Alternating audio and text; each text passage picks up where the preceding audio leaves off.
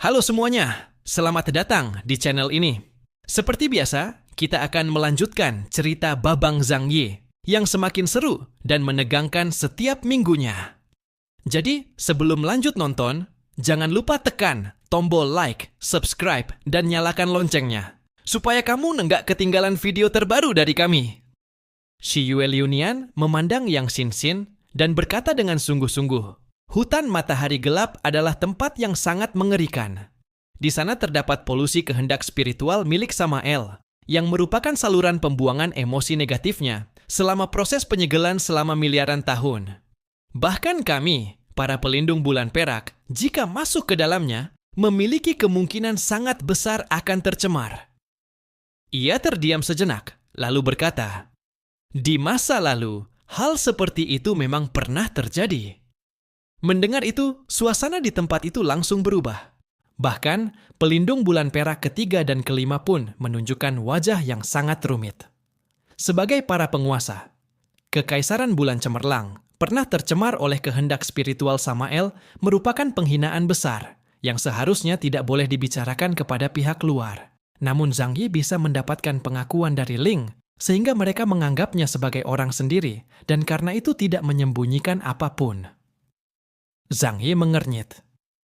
Jadi maksudmu, di dalam hutan matahari gelap, ada keberadaan selevel kalian? Kalau begitu, kalian harus menjelaskan dengan jelas. Siapa saja para pencemar spiritual di dalam hutan matahari gelap itu, dan bagaimana tingkat kekuatan mereka? Pelindung bulan perak ketiga menghela napas. Karena sudah dibahas sejauh ini, maka tidak ada lagi yang perlu disembunyikan. Ia memandang Zhang Yi dan Yang Xin. Kami akan menyusun sebuah daftar dan memberikannya padamu. Itu adalah daftar para ahli dari dua ras yang menerobos ke dalamnya setelah 1000 tahun terakhir. Apakah mereka masih hidup? Tidak diketahui. Namun bisa dipastikan mereka mungkin sudah bukan lagi golongan kami. Satu-satunya hal yang dapat dipastikan adalah setelah kehendak spiritual mereka tercemar, mereka tidak akan menjadi lebih kuat dari kami. Karena esensi Samael adalah penghancuran dan perampasan, bukan pemberian. Imam ketiga juga berkata, kami juga akan menyediakan informasi terkait. Tentang kematian Qi Weiyan, ia tidak lagi menyebutkannya sekarang. Mungkin ia sudah menyadari bahwa kemungkinan manusia yang membunuh Qi Weiyan sebenarnya tidak begitu tinggi. Yang Xin memandang di Sitian dan Pastor Orion serta yang lainnya. Tentang hal ini, apa ada yang ingin kalian katakan? Apalagi yang bisa mereka katakan? Keadaan lebih kuat daripada manusia. Jika bukan karena Zhang Yi mengeluarkan wujud manusia Ling, kedua kekaisaran itu bisa saja memusnahkan mereka dalam hitungan menit. Saat itu terjadi, mungkin hanya Zhang Yi yang memiliki armor Dewa Iblis versi modifikasi dan mampu menggunakan kekuatan ruang waktu yang bisa melarikan diri. Yang lain, kemungkinan besar akan dimusnahkan oleh para monster dengan indeks kekuatan 50.000 hingga lebih dari 60.000. Aku tidak punya pendapat. Aku juga merasa bahwa manusia dan bangsa bulan adalah komunitas berbagi nasib. Demi kebaikan besar, hal ini memang sepatutnya dilakukan. Disitian menyatukan kedua tangannya. Aku melihat petunjuk takdir.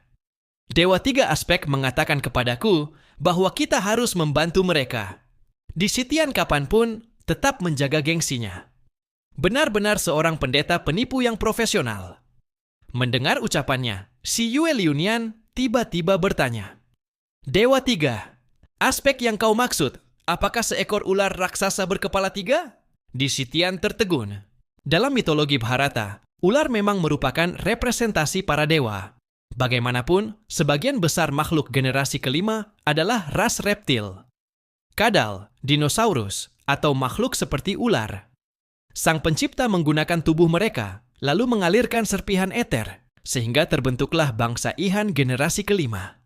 Disitian memandang Shi Yue Liunian dengan kaget dan tidak tahu harus berkata apa. Bangsa bulan adalah makhluk cerdas generasi keempat. Dalam pandangan mereka, dewa tiga aspek yang diagung-agungkan. Disitian hanyalah generasi yang jauh lebih muda, yang kebangkitan dan keruntuhannya mereka saksikan secara langsung, hingga akhirnya sebagian kecil menghilang ke dunia bawah tanah. Sudut bibir si Yue Liunian mengandung makna yang sulit dibaca, sementara di sebelahnya pelindung bulan perak kelima, Sheng Yue Liug, berkata dengan nada ringan. Di era mereka, memang pernah muncul kelompok yang sangat kuat, bahkan mendekati ketinggian leluhur kami. Bagaimanapun, munculnya generasi kelima adalah karena sang pencipta menciptakan mereka untuk menekan ras druid. Bahkan, bangsa Ihan generasi kelima pernah menekan ras druid hingga terdesak. Namun pada akhirnya, mereka tetap tidak mampu menahan daya hidup druid yang sangat kuat dan akhirnya kalah dengan menyedihkan. Di dalam pikiran Zhang Yi, muncul sosok ras naga di bawah pegunungan Qinling. Lalu ia menghubungkannya dengan segel Bagua di bawah mata iblis Afrika dan tidak bisa tidak memikirkan banyak hal. Ternyata, bangsa naga pernah begitu kuat hingga mampu menekan para druid? Di Sitian tiba-tiba membusungkan dadanya dengan bangga. Yang Anda maksud pasti adalah leluhur kami, dewa tiga aspek yang maha tinggi, yang menciptakan, menyeimbangkan, dan menghancurkan sebuah era. Senyum si Yue Liunian semakin dalam. Ras ular berkepala tiga itu, di era sebelumnya, hanyalah bangsa bawahan dari negeri yang disebut naga. Senyuman di Sitian langsung membeku. Ia membuka mulutnya, namun tidak bisa berkata apapun. Ia ingin membantah, tetapi berhadapan dengan para pengamat bangsa bulan, yang peradabannya lebih tua miliaran tahun. Ia tidak punya kualifikasi untuk membantah. Zhang Yi menepuk kepalanya sambil tertawa. Saat itu, di Sitian masih berlutut setengah. Tidak apa-apa, asal bisa hidup, jadi adik kecil pun tidak memalukan. Gigi di Sitian berkerotak. Mengingat gambaran samar dari masa depan yang ia lihat dengan kekuatannya, hatinya mendadak menegang. Dalam gambaran itu, ia memang melihat dirinya bertarung berdampingan dengan Zhang Yi sambil memberikan dukungan dari belakang. Apa mungkin? Ia benar-benar akan menjadi adik kecil Zhang Yi. Dulu ia tidak akan pernah menerimanya, tetapi sekarang kekuatan Zhang Yi sudah jauh melampaui dirinya, dengan selisih hampir 10.000 poin indeks kekuatan. Setelah meninggalkan tanah Bharata, dan tanpa dukungan daya kepercayaan, ia memang bukan tandingan Zhang Yi. Maka meski dipukul-pukul Zhang Yi, ia tidak berani melawan. Akhirnya, semua perwakilan manusia di tempat itu sepakat untuk pergi ke hutan matahari gelap untuk mencari biji api. Memang itu satu-satunya cara untuk menyelesaikan masalah ini. Zhang Yi dan kelompoknya juga harus membuat bulan berhenti retak agar bisa menyelamatkan bumi yang sedang berada di ambang kehancuran. Namun, seperti apa sifat Zhang Yi? Mana mungkin ia mau melakukan sesuatu yang merugikan? Jika berjalan di jalan saja tidak bisa menemukan uang, itu sama saja dengan kehilangan uang baginya. Zhang Yi berkata kepada dua kekaisaran itu, namun kekuatan kami terbatas dan kami datang dari jauh, sehingga tidak bisa sepenuhnya menyesuaikan diri dengan lingkungan bulan. Selain itu, sumber daya yang kami bawa tidak banyak, dan kami juga belum familiar dengan jalannya. Ia menyebutkan belasan selain itu, menampilkan ekspresi sangat kesulitan. Di pihak Kekaisaran Bulan Cemerlang, mereka memang berniat menjalin hubungan baik dengan Zhang Yi yang dipilih oleh Ling. Terlebih lagi, setelah mengetahui bahwa Yang Xinxin juga dipilih oleh dua ksatria, pandangan mereka kepada keduanya menjadi semakin hangat. Si Yue Liunian berkata dalam hati, keberadaan luar biasa dari generasi kedua telah kembali ke eter. Meskipun secara prinsip, bagi makhluk dari dunia yang lebih tinggi, segala yang ada di dunia materi hanyalah seperti bakteri dalam cawan Petri. Tidak ada artinya. Namun seiring berlalunya waktu, siapa tahu mereka juga bisa memiliki rasa terhadap dunia materi. Dan mungkin suatu hari iseng mengambil mikroskop untuk melihat-lihat. Zhang Yi dan Yang Xinxin ini, kami harus menjalin hubungan baik dengan mereka. Maka dari pihak Kekaisaran Bulan Cemerlang, mereka langsung menyatakan akan memberikan dukungan sepenuhnya kepada mereka. Selain senjata dan energi, mereka juga akan mengerahkan satu kontingen prajurit elit berjumlah lebih dari 100 orang. Raja Arthur bertanya dengan heran. Bukankah dikatakan, setelah mereka memasuki hutan matahari gelap, mereka akan terkena pencemaran jiwa? Si Yue Liunian mengangguk. Makanya kami akan mengirim 100 prajurit elit untuk menemani kalian. Begitu ditemukan bahwa mereka telah terkontaminasi, langsunglah eksekusi saja. Meskipun mereka sulit untuk menemani kalian menyusup jauh ke dalam hutan matahari gelap, mereka lebih mengenal medan di sekitar dibanding kalian. Zhang Yi dan yang lain menangkap maksud dari ucapan Xue Liunian. 100 prajurit elit itu memang dikirim sebagai kurban, tidak dimaksudkan untuk kembali. Mereka dijadikan barisan depan, dipakai untuk membuka jalan.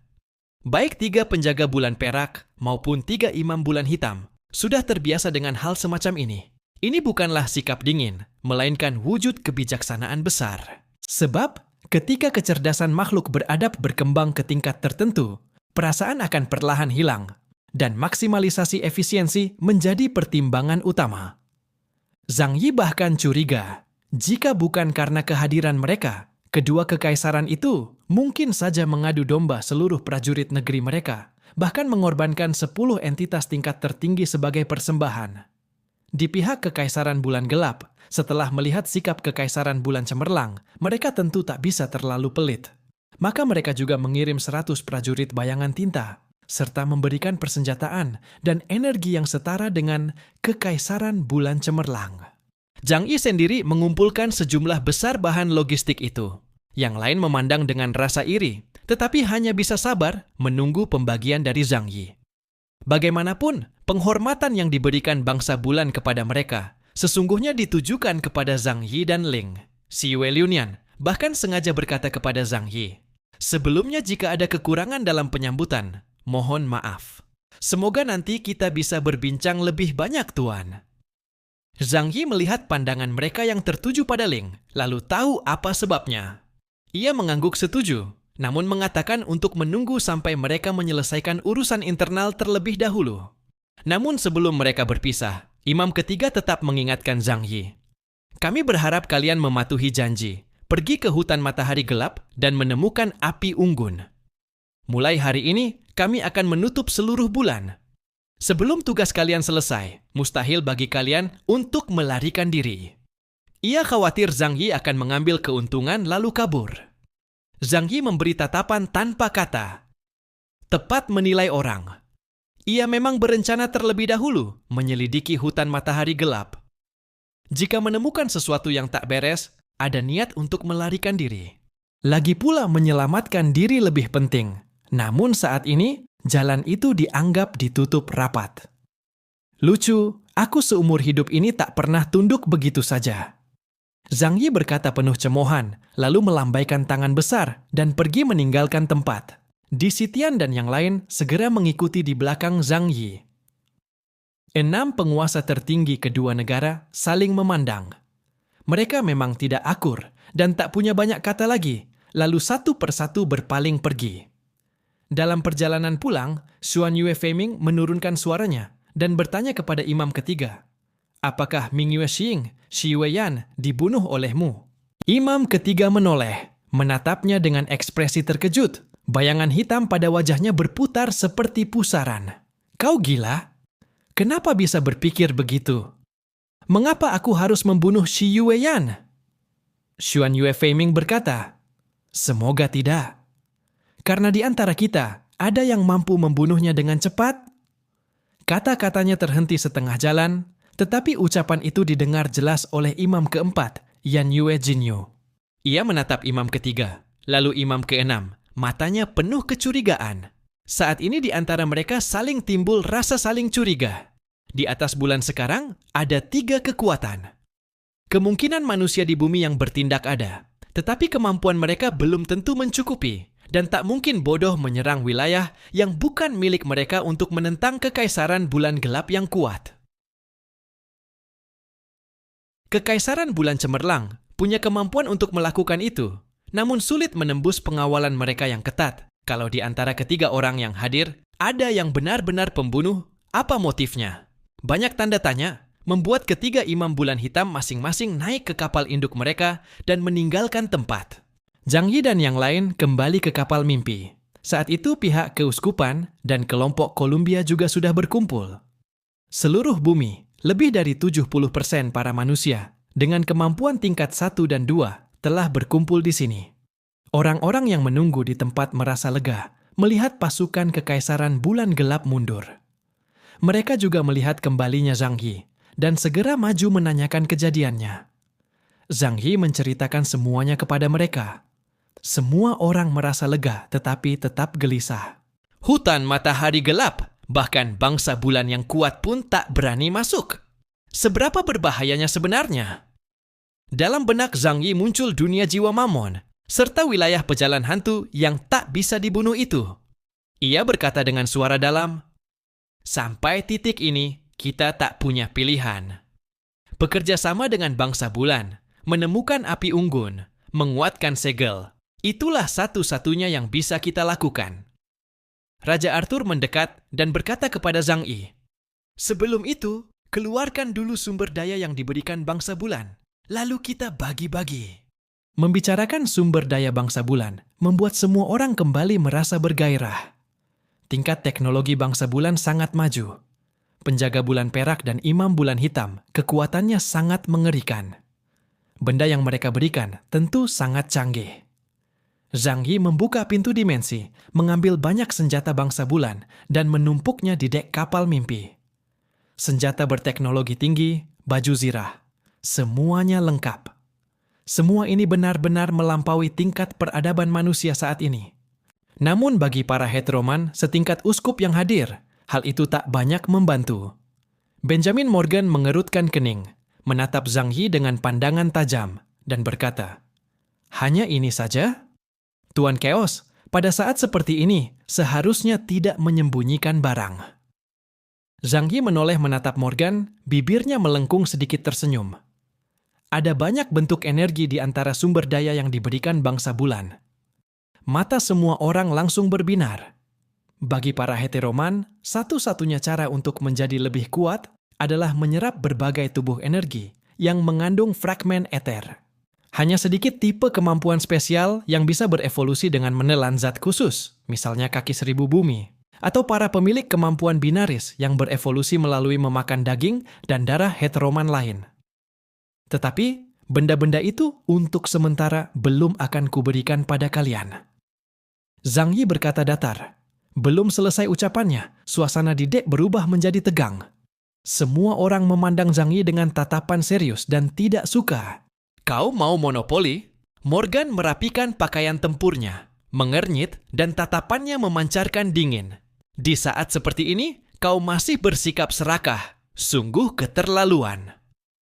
Dari kelompok keuskupan, Pastor Oren juga mengeluarkan tombak pedang perak dari pinggangnya. Berjalan dengan wajah marah, rasa rakus akan menggerogoti hati manusia, lalu membakarnya sampai habis.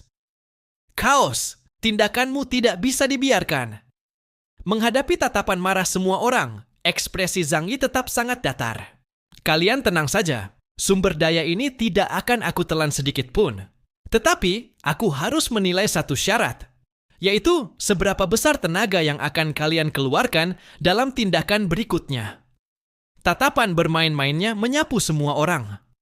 Membaginya sekarang? Lalu berdasarkan apa pembagiannya? Mendengar itu, semua orang saling berpandangan. Benar, meski semua orang menginginkan pembagian sumber daya, namun siapa yang mendapat lebih atau kurang juga merupakan masalah. Selain itu, setelah mengambil sumber daya, bagaimana jika nanti tidak mau berusaha? Benjamin Morgan berkata datar, "Tetapi meskipun begitu, jika semuanya ada di tanganmu, bagaimana menjamin bahwa kau tidak akan menyembunyikan sebagian?" "Tidak perlu jaminan. Kalau aku bilang akan membagi dengan adil, maka aku akan membagi dengan adil." "Kenapa kau punya keberatan?" Zhang Yi menatap Morgan, mata mengandung sedikit rasa dingin.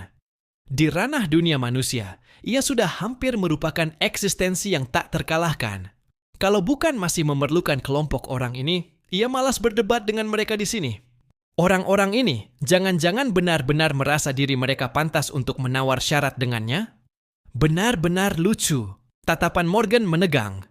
Ia ingin membantah, tetapi teringat berita tentang Kekaisaran Wuluan yang dihancurkan oleh pasukan Zhang Yi. Ia seketika terjebak dalam keraguan. Columbia memang kuat, tetapi mereka tidak berpikir bahwa Columbia lebih kuat daripada Kekaisaran Wuluan. Zhang Yi memandang semua orang. Sumber daya ini untuk sementara berada di tanganku. Setelah tindakan berakhir, aku akan membaginya berdasarkan kontribusi kalian masing-masing. Siapa setuju, siapa menolak. Ketekasan Zhang Yi membuat banyak orang tidak senang. Tetapi orang yang bijak tahu bahwa ini bukan waktu untuk menonjolkan diri. Namun, ada saja yang tidak tahu diri. Odin, Raja Dewa dari Nordik, yang memang sejak di mata iblis sudah memiliki perselisihan dengan Zhang Yi, kali ini melompat dan berkata, "Aku menolak. Kita semua bekerja demi Earthstar. Kenapa keuntungan harus ditentukan seorang dirimu saja?" Cahaya dingin berkilat di mata Zhang Yi. "Kau menolak apanya?" Odin sudah merasa ada yang tidak beres. Saat ia membuka mulut, ia sudah bersiap menghadapi kemungkinan Zhang Yi menyerangnya. Namun, ia tidak takut, karena setengah tahun lalu ia pernah bertarung dengan Zhang Yi. Kekuatan Zhang Yi memang kuat, tetapi lebih condong pada pertahanan. Dalam waktu singkat mustahil menjatuhkannya. Selain itu, setelah tempat penyegelan Mamon kembali, ia memperoleh sebagian sumber kekuatan domain Shadow Stride, sehingga kekuatannya juga meningkat drastis. Kini, indeks kemampuan supernaturalnya mencapai 38.000 poin. Ia yakin bahwa jika ia bertarung dengan Zhang Yi, ia pasti bisa menahan lawan. Saat itu, selama yang lainnya ikut membantu, mereka bisa menaklukkan Zhang Yi. Aku, atas nama penguasa 9 dunia, memerintahkan. Petir dan badai, berkumpullah. Kilatan perak berputar di sekitar tubuh Odin. Di atas geladak kapal Dreamer, ia mengenakan baju zirah perak yang dikelilingi badai dan petir, tampak sangat gagah. Dari angkasa bulan, petir raksasa turun, membuatnya terlihat semakin suci dan megah. Zhang Yi berdiri diam, tanpa menunjukkan tanda-tanda akan menyerang. Menghadapi Odin yang sudah bersiap, ia hanya perlahan mengangkat tangan kanannya. Semua orang memperhatikan adegan ini. Apakah Zhang Yi mampu menjatuhkan Odin dengan cepat akan menentukan apakah mereka harus turun tangan untuk memperebutkan hak pembagian sumber daya. Dari tubuh Zhang Yi, tidak terlihat sedikit pun gelombang energi. Ia hanya menyatukan jari telunjuk dan jari tengah, seperti sedang menulis, lalu menggores ringan. Pelepasan senar dimensi. Ujung jarinya tidak memancarkan gelombang energi apapun. Tetapi ketika jarinya bergerak, tubuh Odin yang begitu angkuh tiba-tiba terdengar bunyi krak, seperti retakan. Semua orang memandang Odin. Mereka melihat kedua lengannya terangkat, tombak keabadian sudah terbentuk, namun belum sempat menyerang Zhang Yi. Tetapi di tubuhnya, baju zirah perak sang Raja Dewa yang begitu berkilau, retak seperti biskuit tipis. Krah! Krah! 3 retakan muncul di baju zirahnya. Semuanya berada di bagian dada. Pelat dada yang tebal terbelah dengan rapi. Tubuh Odin mendadak kaku. Ia perlahan menundukkan kepala. Pelat dada itu retak dan seketika darah merah menyembur keluar. Puh! Perisai energinya, baju zirah Raja Dewanya, dan tubuhnya sendiri, semuanya terkoyak pada saat itu juga. Seolah-olah vitalitasnya ditarik keluar dari tubuhnya. Rasa sakit yang luar biasa membuat wajahnya pucat pasi. Petir di tubuhnya padam, dan karena baju tempurnya rusak, ia tidak mampu menahan kondisi lingkungan bulan yang hampir hampa udara. Ia jatuh dalam krisis besar. Ia langsung berlutut ke tanah. Untungnya baju tempur memiliki fungsi perbaikan otomatis. Buih penutup bertekanan tinggi segera menyembur untuk menutup celah, mencegah tekanan darah terus memancar keluar. Kau! Odin mendongak menatap Zhang Yi, matanya penuh keterkejutan. Ia tahu Zhang Yi pasti sangat kuat sekarang, tetapi ia tidak menyangka bahwa Zhang Yi telah menjadi sekuat ini. Orang yang dulu kekuatannya setara dengannya, kini mampu membunuhnya dalam sekejap. Indeks kemampuan supernatural, 45.000 poin, tingkat uskup hitam. Namun itu pun masih sementara, karena sumber kekuatan Zhenglou yang ditelan Zhang Yi belum sepenuhnya diserap. Saat itu selesai, kekuatan Zhang Yi akan mendekati tingkat kesatria, menjadi benar-benar tak terkalahkan. Mata Zhang Yi memandangnya dengan dingin. Dengan kekuatan segini, kau masih berani berdiri melawanku? Bosan hidup? Hati Odin dipenuhi kepahitan. Zhang Yi benar, ia bahkan tidak berniat mengambil nyawanya. Kalau serangan tadi sedikit lebih dalam, Tubuhnya sudah terpotong menjadi belasan bagian. Keheningan mencekam memenuhi tempat itu. Mata semua orang penuh keterkejutan. Mereka menatap Zhang Yi, lalu menatap Odin yang berlutut. Hati mereka bagai dilanda gelombang raksasa. Kaos dari Huaxu. Apakah ia benar-benar sudah menjadi sekuat ini? Pastor Orion dan Suster Leibniz segera teringat tubuh Ling yang dibawa Zhang Yi dari tempat penyegelan Mamon, dan mereka seperti sedikit memahami sesuatu. Sementara Benjamin Morgan, yang mengetahui peristiwa kehancuran Kekaisaran Wuluan, langsung menghubungkannya dengan besarnya keuntungan yang diperoleh Zhang Yi dari perburuan negara itu. Raja Arthur mengernyit. Aku sempat berpikir bahwa setelah kembali dari Atlantis dan naik ke tingkat uskup hitam, aku sudah menjadi salah satu yang terkuat di dunia manusia. Tetapi kini tampaknya peningkatan chaos jauh lebih cepat. Apakah aku benar-benar tidak punya kesempatan mengalahkannya lagi? Dewi musim dingin Morana dari Fremont tetap tanpa ekspresi, tetapi di dalam hatinya ia sangat terkejut. Negara tetangga di selatan ini jauh lebih menakutkan daripada sebelumnya. Lebih baik menjalin hubungan baik dengannya dan tidak menciptakan konflik. Saat ia hendak berbicara, seseorang mendahuluinya. Devas Indra menyatukan kedua tangan, tersenyum dan berkata, "Aku sangat mengakui moral dan kemampuan Kaos. Jadi, aku mendukung dia untuk membagi sumber daya." Molana melirik di Sitian sekilas, dalam hati berkata, "Ternyata membiarkan orang ini mendahului, penjilat." Morgan pun segera berkata, "Aku juga merasa Hundun mampu melakukan pekerjaan pembagian dengan adil dan jujur." Ia menatap Odin, sedikit menegur, "Tuan Odin, Anda terlalu gegabah. Dalam situasi seperti ini, kita seharusnya bersatu. Bagaimana bisa mengarahkan senjata ke dalam?" "Hai, coba Anda renungkan baik-baik." Odin, "Apa? Sekarang aku jadi badut, begitu?" Saat ini Odin merasa dirinya mengenakan topeng badut. "Sebenarnya, aku hanya bercanda saja, hehe." Singkatnya, sekarang semua orang dengan sangat bahagia mencapai kesepakatan, setuju membiarkan Zhang Yi menjaga sumber daya itu. Bahkan, jika tidak mempertimbangkan kekuatan Zhang Yi, hanya dia yang memiliki kekuatan tipe ruang, sehingga mampu membawa begitu banyak energi dan logistik dengan mudah. "Kalau begitu, kapan kita berangkat?" Saat Morgan berbicara, tatapannya jelas diarahkan pada Zhang Yi. Dalam kerjasama internasional, hak berbicara ditentukan oleh kekuatan. Jelas, kekuatan Zhang Yi telah menaklukkan semua orang. Bagaimanapun, setelah memasuki hutan matahari gelap, jika ada bahaya, Zhang Yi yang harus memimpin di garis depan. Zhang Yi berkata, "Aku sudah berjanji kepada para penjaga bulan perak dari Kekaisaran Bulan Cemerlang untuk pergi ke tempat mereka. Nanti setelah aku kembali, baru kita bahas lagi."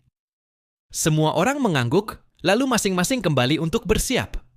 Zhang Yi membiarkan Yang Xingxin dan yang lainnya tetap berjaga di Dreamer, sementara ia menggunakan kemampuan teleportasi ruang menuju armada Kekaisaran Bulan Cemerlang. Karena keberadaan Ling, kedatangannya kali ini mendapat penyambutan dengan upacara tertinggi. 3 penjaga bulan perak mengundangnya masuk ke kapal komando. Begitu tiba, beberapa orang langsung dengan antusias menanyakan bagaimana Zhang Yi bisa mendapatkan tubuh duniawi milik Ling. Xi Yueliunian berkata, "Ras Sang Pencipta adalah ras terkuat dan teragung yang pernah ada di alam semesta. Jika mereka tidak menginginkannya, tidak akan ada satupun jejak yang tersisa di dunia material. Jadi, jika Anda bisa mendapatkan tubuh duniawi Tuan Ling, berarti Anda telah mendapat pengakuannya. Bisakah Anda menceritakan kepada kami bagaimana kejadiannya?" Zhang Yi memikirkannya, lalu menceritakan secara garis besar apa yang terjadi di Istana Tianyu. Setelah mendengar semuanya, tatapan ketiga penjaga bulan perak itu terhadap Zhang Yi menjadi semakin hangat dan antusias. Tuan telah mengalami pembaptisan lautan, esensi spiritual ras Sang Pencipta. Itu adalah pengakuan tertinggi dari ras Yihen kepada Anda. Bahkan, penjaga bulan perak ketiga, Guangmian Yinshuan, berhenti sejenak, bertukar pandang dengan 2 penjaga bulan perak lainnya, sebelum berkata kepada Zhang Yi, "Tuan telah membuka pintu menuju alam dewa." Zhang Yi merenung sejenak, lalu balik bertanya, Apa yang kalian maksud dengan pintu menuju alam dewa? Si Weliunian menjelaskan, itu berarti kekuatan spiritual Anda dapat mencapai tingkat yang sama dengan Tuan Ling. Zhang Yi pun tersadar, jadi itu yang disebut sebagai ranah omega dalam istilah manusia. Hatinya agak bersemangat, namun setelah dipikir lagi, tidak terlalu berlebihan. Setelah pembaptisan lautan esensi spiritual, kecepatan peningkatan indeks kemampuan supernaturalnya meningkat pesat dan hampir tidak ada lagi hambatan. Hal ini sudah ia duga sejak lama. Namun, dengan indeks kemampuan supernatural 45.000 poin, jaraknya dengan Omega masih sangat jauh, sementara krisis yang mengancam dunia masih tetap ada. Mereka berbincang cukup lama, namun tidak mendapatkan informasi berguna mengenai hutan matahari gelap. Bangsa bulan hampir tidak tahu apa-apa tentang hutan itu, karena mereka semua takut pada Samael. Zhang Yi agak kecewa.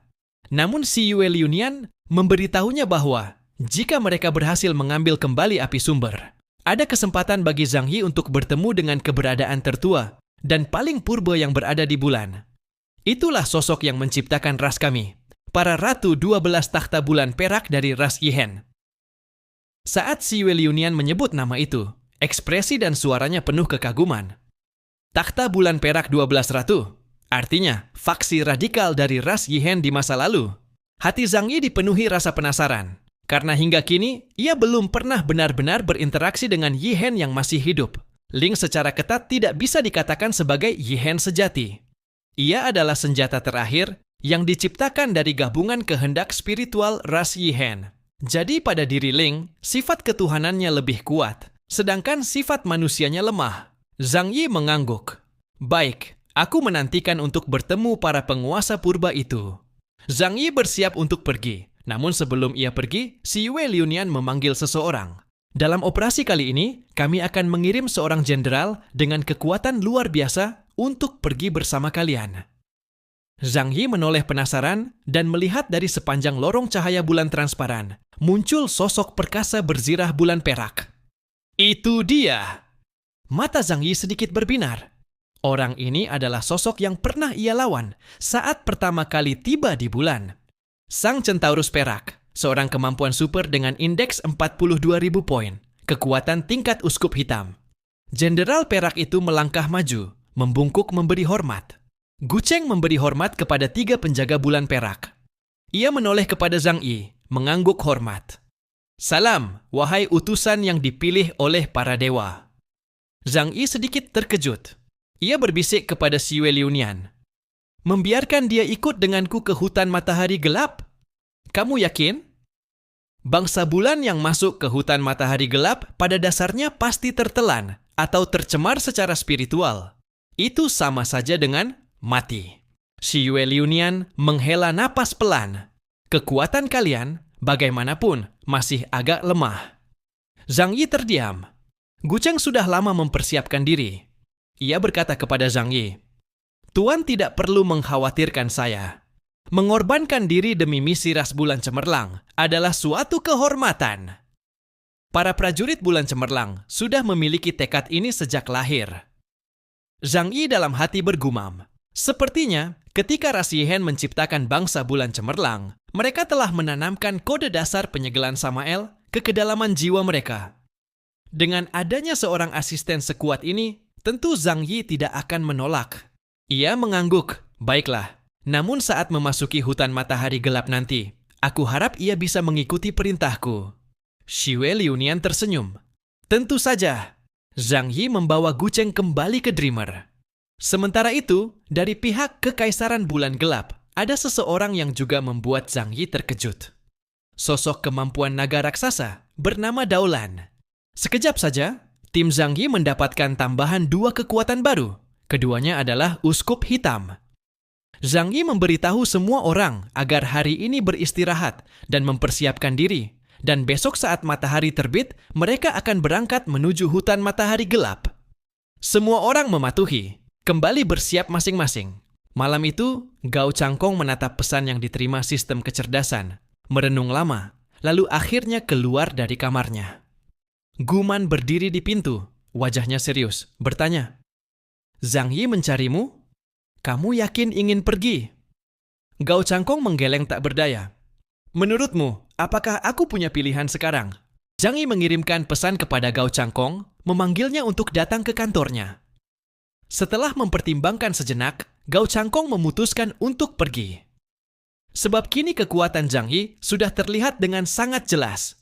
Bahkan di Sitian pun, ketika berada di hadapannya, hanya bisa berlutut sambil memanggilnya ayah. Di dalam pasukan planet bumi, kekuatan Gao Changkong hanya dapat dihitung sebagai tingkat garis ketiga. Ia tidak memiliki hak untuk menolak. Sejujurnya, dengan hubungan yang samar dan tidak jelas antara Zhang Yi dan Zhu Zheng, jika Zhang Yi menginginkannya, ia sepenuhnya bisa membunuh Gao Changkong dalam proses aksi kali ini. Tenang saja, tidak akan ada seorang pun yang keberatan, bahkan di Sitian pun tidak. Identitasnya terlalu canggung. Orang Huaxu menyebutnya pengkhianat, sementara orang Borodo mengatakan bahwa ia adalah orang Huaxu. Jika bukan karena kekuatannya cukup dan para ahli Borodo sangat kekurangan, ia sama sekali tidak akan bisa tinggal di Borodo. Guman menggenggam erat kedua tangannya dengan gugup. Aku ikut denganmu. Tangan Gao Changkong diletakkan di bahunya, dan ia menggeleng ke arahnya. Tenang, dia tidak akan membunuhku. Karena baginya, mungkin nilainya lebih besar jika aku tetap hidup. Kalau Zhang Yi ingin turun tangan, tidak perlu memanggilnya datang larut malam seperti ini. Gao Changkong meninggalkan kamar tempat tinggalnya. Setelah keluar, suara sistem kecerdasan buatan kapal Dreamer yang manis langsung terdengar di telinganya. Silakan berjalan lurus ke depan sejauh 100 meter, lalu belok kanan di persimpangan berikutnya. Tujuan Anda adalah ruang kapten. Xiaomei akan menavigasi Anda secara waktu nyata. Gao Changkong berjalan menembus bagian dalam kapal Dreamer yang besar seperti kastel. Segala sesuatu di sini berada dalam kendali waktu nyata Zhang Yi. Jika ada sedikit pun gerakan mencurigakan, Zhang Yi akan mengetahuinya pada detik itu juga. Gao Changkong berjalan sampai tiba di ruang kapten, dan pintu kabin logam berat itu terbuka. Zhang Yi duduk di kursi sofa, menopang wajahnya dengan satu tangan, menatapnya dengan ekspresi penuh rasa bermain-main. Yang Xin duduk di pangkuan Zhang Yi, memandang Gao Changkong dengan sorot mata sedingin es. Gao Changkong. Zhang Yi menyebutkan namanya satu persatu, lalu tiba-tiba tersenyum. Sudah lama tidak berjumpa. Memang, sudah lama sekali. Gao Changkong mengangguk. Baru saja hendak mengatakan sesuatu, ketika tiba-tiba Yang Xin mengangkat tangan halusnya. Boneka jatuh dari surga yang raksasa muncul di belakangnya. Boneka itu, yang tampak seperti mainan rusak, membuka kedua lengan panjang dan kuatnya, lalu menarik penuh sebuah busur besar yang diselimuti asap hitam. Di atas busur pemutus dosa itu, muncullah panah sang pemutus, mengarah langsung ke tubuh Gao Changkong. Pupil Gao Changkong mengecil tajam. Ia refleks ingin menghindar, tetapi sebelum tubuhnya bergerak, hawa dingin sudah melingkupi seluruh dirinya. Di sekeliling tubuhnya, benang-benang ilusi telah membentuk sebuah kurungan, menutupinya sepenuhnya. Kemampuan pemutusan dimensi, selama berada dalam jangkauan, akan langsung aktif hanya dengan satu niat dari Zhang Yi. Gao Changkong pernah menyaksikan kekuatannya. Baju zirah dan tubuh Raja Dewa Nordik pernah dengan mudah dirobek olehnya. Jika Gao Changkong mencoba melawan, kemungkinan besar ia akan berubah menjadi potongan-potongan daging. Jadilah bonekaku, Yang Xin mengibaskan tangan halusnya. Panah sang pemutus yang berada dalam genggaman boneka jatuh dari surga, langsung dilepaskan ke arah Gao Changkong. Dalam jarak sekitar belasan meter, dalam sekejap, panah hitam itu menembus kepala Gao Changkong. Tak lama kemudian, pandangan Gao Changkong menjadi jernih. Zhang Yi melepaskan belenggu pemutusan dimensi, dan Gao Changkong berlutut dengan satu lutut di depan Yang Xin. Tuan, apa perintah Anda? Zhang Yi menyunggingkan senyum. Sekarang, aku akhirnya bisa merasakan betapa bergunanya kemampuan simulasi reinkarnasimu. Ia melirik waktu yang tertera di helm taktisnya. Di hari pertama mereka tiba di bulan, ia sudah meminta Gao Changkong mengaktifkan kemampuannya. Dan simulasi reinkarnasi hanya bisa digunakan sekali dalam sehari. Karena itu, Gao Changkong tidak dapat mensimulasikan bahwa Zhang Yi akan memerintahkan Yang Xin menyerangnya. Yang Xin melingkarkan lengannya di leher Zhang Yi, menatap Gao Changkong yang berlutut dari posisi yang lebih tinggi. Selanjutnya, aku membutuhkan kemampuanmu untuk menyelidiki sesuatu. Setelah mereka tiba di bulan, informasi yang mereka dapatkan terlalu sedikit. Sampai sekarang pun, Zhang Yi belum sepenuhnya mempercayai orang-orang dari Kekaisaran Bulan Terang maupun Kekaisaran Bulan Gelap. Ia tidak menyukai perasaan seperti ini. Ia ingin menguasai semua kemungkinan yang ada di tangannya. Maka, kemampuan Gao Changkong dan Disitian bisa berguna saat ini. Kemampuan ramalan bawaan Disitian dapat melihat lintasan masa depan yang sangat jauh. Sementara, simulasi reinkarnasi Gao Changkong bisa mensimulasikan masa depan yang paling mungkin terjadi berdasarkan semua informasi yang tersedia. Namun bagi Zhang Yi, dia paling tidak percaya pada Gao Changkong yang licik, sehingga ia harus dikendalikan oleh Yang Xin. Dengan memanfaatkan kemampuanmu, mungkin kita bisa mengetahui bagaimana sebenarnya kematian Xi Yueyan terjadi. Dan apakah tugas membawa kita menuju hutan hari gelap ini sebenarnya adalah sebuah konspirasi besar? Tatapan Zhang Yi berpendar redup. Ia merasakan bahwa kematian Xi Yueyan pasti berkaitan dengan mereka. Karena itu, ia tidak akan pergi ke hutan hari gelap dengan bodoh. Kematian Xi Yueyan seperti sebuah bom waktu yang bisa meledak kapan saja. Dan ia perlu menemukan pemicunya. Keesokan harinya, matahari terbit dari cakrawala bulan. Zhang Yi dan yang lainnya sudah merapikan semua perlengkapan. Ia membuka gerbang dimensi raksasanya dan menyimpan seluruh kapal Dreamer ke dalam ruang lain. Meski sudah melihatnya berkali-kali, Morgan dan yang lainnya tetap saja terkejut.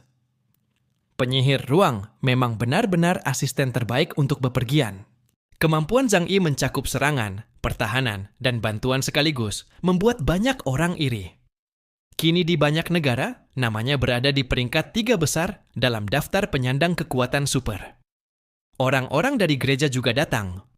Pastor Hukum Orion dan Suster Duka Lebonis memimpin rombongan, diikuti belasan ksatria kuil yang sangat kuat. Di antaranya, ada 2 orang yang indeks kekuatannya mencapai 20.000 lebih, para elit sejati.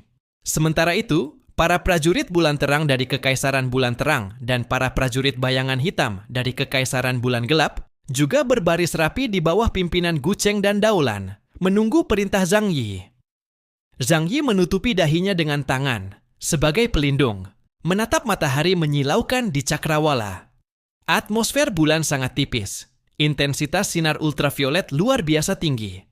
Cahaya hampir bisa membutakan mata manusia. Mereka harus bergantung pada sistem pengatur cahaya di pakaian tempur untuk menyeimbangkannya. Tuan Kaos, kita bisa berangkat sekarang. Benjamin Morgan berkata dengan sangat sopan. Dalam barisan, seekor labrador putih memutar bola matanya, lalu mengeluh kepada Profesor Da Vinci di sampingnya. Bukankah dia dulu sangat sombong di Asosiasi Ilmu Alam? Kenapa sekarang jadi penjilat seperti ini? Profesor Da Vinci menyipitkan mata ikan matinya. Para kapitalis sialan itu, bukankah mereka memang selalu seperti itu? Morgan tampaknya mendengar percakapan keduanya. Ia menoleh dengan wajah serius. Sekarang bukan waktunya mengobrol. Brian meludah keras ke tanah, dan ludahnya malah mengenai helm transparan pakaian tempur, memercik ke wajahnya sendiri. Hutan hari gelap terletak di sebuah sudut di sisi belakang bulan.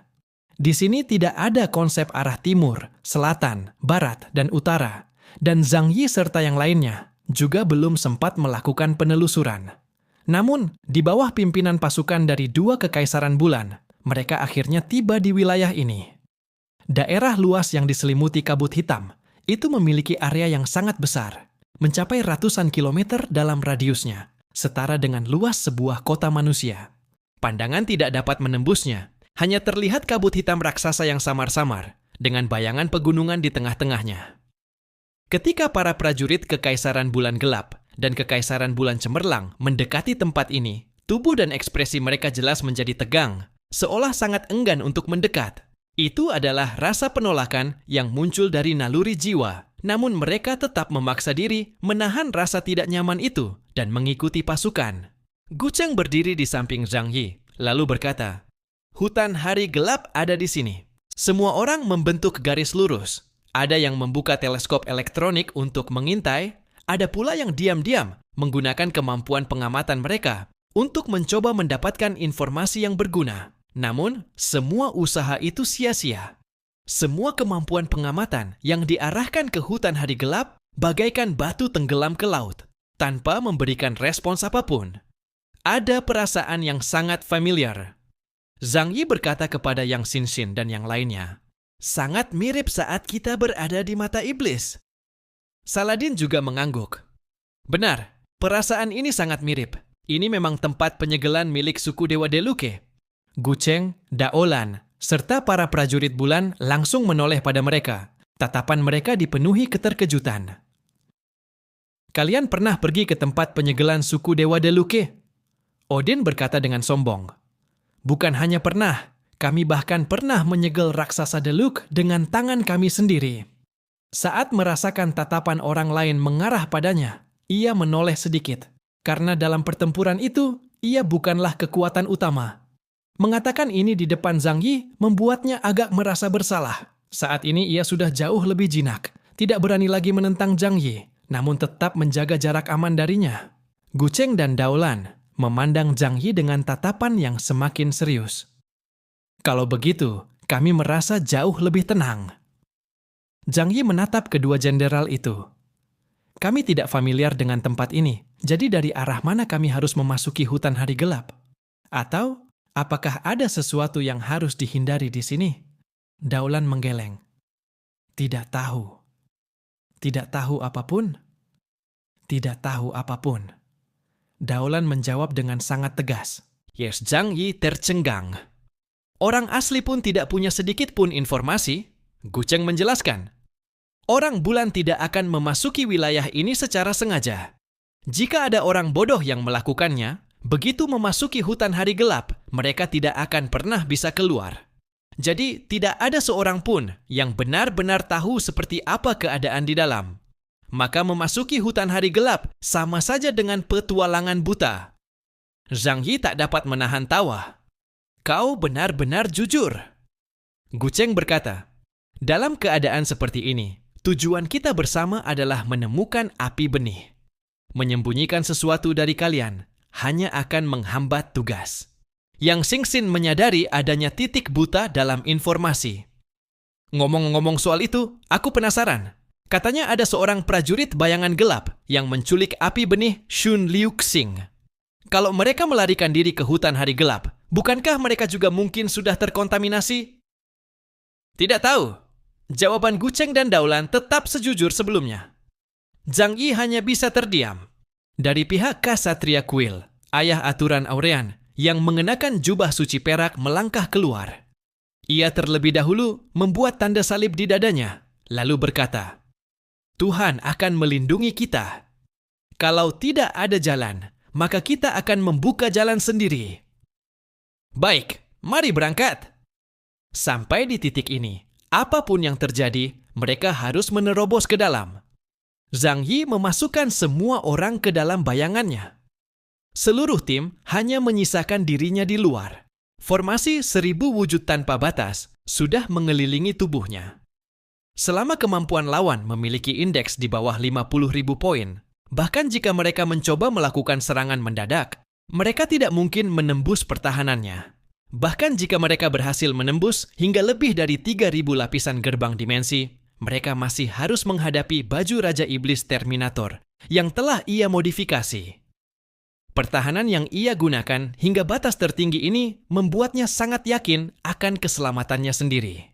Orang lain yang menyaksikannya hanya bisa merasa iri, sementara Zhang Yi juga tidak berencana memasukkan mereka ke dalam formasi itu. Jika terjadi serangan, pada saat kritis ia tetap akan turun tangan untuk melindungi mereka sebisa mungkin. Namun, Zhang Yi tidak akan memikul semua potensi ancaman sendirian. "Prajurit bayangan gelap, ikut aku maju." Daolan mengangkat pedang komandonya. Pasukan bayangan gelap menjadi yang pertama menerobos masuk ke hutan hari gelap. Gucheng segera memimpin para prajurit bulan cemerlang untuk mengikuti masuk. Mereka sudah siap mati di sini. Tugas mereka adalah membuka jalan bagi Zhang Yi dan yang lainnya. Zhang Yi serta kelompoknya mengikuti tepat di belakang.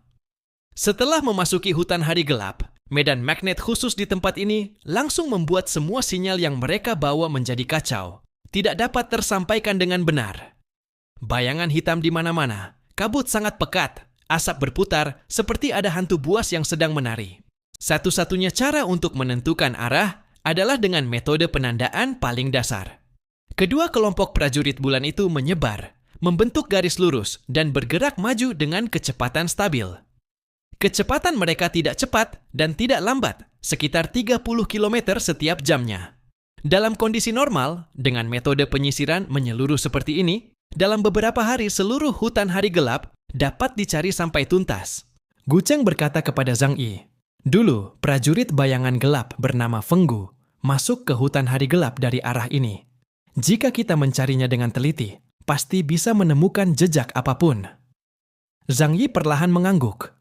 Suara Gu Cheng terdengar stabil, namun tangan kanannya sudah menggenggam erat tombak spiral raksasa itu.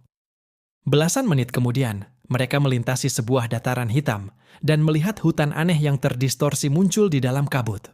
Saat itu, barulah mereka benar-benar mencapai batas luar hutan hari gelap.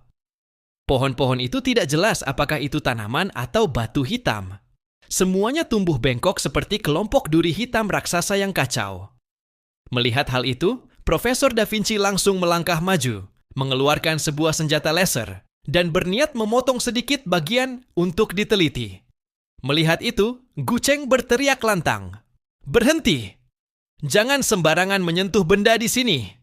Hati-hati, itu mungkin benda yang dapat mencemari jiwa." Mata Profesor Da Vinci yang seperti mata ikan mati meliriknya.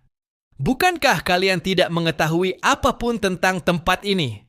Gu Cheng terdiam sejenak, lalu menjelaskan, "Aku hanya bersikap hati-hati." Profesor Da Vinci berkata dengan tidak senang, "Kalian orang bulan, selama puluhan miliar tahun, tidak pernah memikirkan cara menyelesaikan masalah. Hanya tahu menghindarinya. Kalau aku, sekalipun nyawaku terancam, aku tetap akan menelitinya." Sambil berbicara, ia langsung menurunkan senjata laser itu. Namun saat bilah laser menyentuh pohon hitam aneh itu, perubahan tiba-tiba terjadi. Ketika Profesor Da Vinci menggunakan senjata laser untuk memotong pohon aneh berwarna hitam itu, ia mendapati bahwa pohon tersebut luar biasa kuat, sekeras emas dan besi. Senjata laser yang ia gunakan mampu memotong logam Yi, namun tetap sulit melukai pohon aneh tersebut, membuatnya terkejut. Percikan api menyembur ke segala arah, dan segumpal asap hitam pekat keluar dari celah yang terbuka. Keretak! Keretak! Suara seperti tulang yang terpelintir terdengar, dan pohon-pohon aneh yang tadinya diam itu seolah hidup kembali. Tiba-tiba mulai berputar dan melintir. Wajah semua orang seketika berubah. "Sial, benar saja. Kita memang tidak seharusnya menyentuh benda ini." Pohon-pohon raksasa hitam di dalam kabut itu terpelintir, seakan-akan para raksasa berdiri dari tempatnya. Mereka seperti memiliki kaki dan benar-benar bergerak cepat menuju arah mereka. Asap hitam yang makin lama makin pekat menyembur keluar. Gu Cheng mengeluarkan teriakan marah, lalu seketika berubah menjadi manusia kuda perak, dengan tombak spiral perak di tangan yang ia arahkan ke langit. Ia memanggil sambaran petir yang kuat dan menyapu ke segala penjuru. Kabut hitam itu tersingkir, dan mereka melihat dengan jelas wujud asli pohon-pohon raksasa hitam tersebut. Pada batang setiap pohon aneh itu, tumbuh wajah-wajah manusia yang terpelintir dan akar-akarnya di tanah seperti kaki manusia yang dapat terangkat dari dalam tanah, lalu bergerak mendekati mereka. Ini bukan benda mati, melainkan makhluk hidup sungguhan. Saladin bertanya dengan suara keras, "Apa sebenarnya benda-benda ini?" Daulan menjawab dengan wajah tegang, "Monster yang muncul setelah mengalami polusi mental. Seharusnya mereka adalah orang-orang bulan yang sebelumnya memasuki tempat ini dalam kurun waktu yang sangat panjang. Ini juga pertama kalinya aku melihatnya dari jarak dekat." Begitu ia mengakhiri kata-katanya, tubuhnya melesat ke udara dan berubah menjadi seekor naga hitam raksasa. Namun ia tidak berani terbang tinggi, hanya melayang sekitar 4 hingga 5 meter dari tanah, lalu menyemburkan kobaran api yang deras ke arah pohon-pohon hitam itu. 2 bulan hitam setingkat uskup agung turun tangan, membuat semua orang merasakan betapa kuatnya mereka. Raja Arthur mengangkat alisnya. Pedang kemenangan dan sumpah di tangannya seketika keluar dari sarungnya, dan ia menebaskan satu tebasan kuat ke segala arah. Cahaya pedang melintas di udara dan jatuh di bagian hutan gelap, menebang sekelompok besar pepohonan. Semua orang berusaha keras menghentikan pohon-pohon raksasa hitam itu agar tidak mendekat. Pohon-pohon tersebut sangat keras dan jumlahnya tidak diketahui. Namun di bawah serangan, banyak orang asing tingkat uskup, cukup banyak yang berhasil dipatahkan. Tetapi dari dalam kegelapan, bayangan-bayangan sebesar gunung kecil mulai bangkit dan terus mendekat. Pada saat itu, Profesor Da Vinci seakan tidak melihat semua itu dan tetap fokus menggergaji pohon. Zhang Yi mulai merasa tak bisa menahannya lagi. Zhang Yi mengangkat tangan dan langsung menebas sepotong pohon hitam. Itu menggunakan Weidu Xianjie. Melihat benda berharga di tangannya, Profesor Da Vinci tertawa gembira. "Oh, terima kasih banyak Hungu. Kau sungguh telah membantuku." Namun Zhang Yi tidak berniat mengomentari lelaki tua itu. Ia hanya bertanya, "Butuh berapa lama untuk menelitinya?" "Sebentar saja. Sebentar lagi aku akan menganalisis komposisinya." Profesor Da Vinci bahkan tanpa sungkan membuka ranselnya dan mengeluarkan alat. Ia mulai menganalisis komposisi cabang pohon itu. Pohon-pohon raksasa hitam terus mendekat. Awalnya hanya muncul beberapa dahan kecil, namun pada akhirnya, pohon-pohon setinggi ratusan meter, sebesar gunung kecil, mulai bangkit dari tanah. Dari batang raksasa itu, terus-menerus menyembur kabut hitam seperti tinta. Beberapa prajurit bulan yang tersentuh kabut itu seketika berubah warna menjadi gelap. Gu Cheng sama sekali tidak ragu. Sebuah sambaran petir menghantam, memotong bagian tubuh prajurit yang telah terpolusi itu. Jangan menyentuh benda-benda ini. Mereka dapat mencemari kehendak mental seseorang dan membuat manusia jatuh menjadi pengikut sang dewa iblis. Pohon-pohon raksasa hitam itu setelah diserang, mengeluarkan suara tangisan yang menyeramkan, cukup menyiksa hingga telinga manusia terasa nyeri. Zhang Yi berdiri di tempatnya, tidak tergesa menyerang, hanya mengamati dengan saksama. Mereka baru berada di area luar hutan hari gelap, namun sudah melihat makhluk-makhluk aneh seperti ini. Pada tubuh mereka, mungkin terdapat rahasia kekuatan Samaer, bahkan mungkin dapat mengungkap apa sebenarnya polusi mental itu. Tombak keabadian, Gungnir. Di tangan Odin, terkumpullah sebuah tombak petir perak yang ia lemparkan ke sebuah pohon raksasa hitam, berjarak ribuan meter di depan. Tombak petir itu tepat menghantam batangnya, tetapi ternyata tidak mampu menembus pohon tersebut, hanya tertancap di tubuhnya. Meski mengenai sasaran, luka itu sama sekali tidak cukup untuk menghancurkannya. Wajah Odin pun menunjukkan keterkejutan. Kekuatan sucinya yang begitu besar, ternyata bahkan tidak bisa menghancurkan sebatang pohon. "Kau menyerang bagian utama dari hutan ini." Suara Zhang Yi terdengar dingin.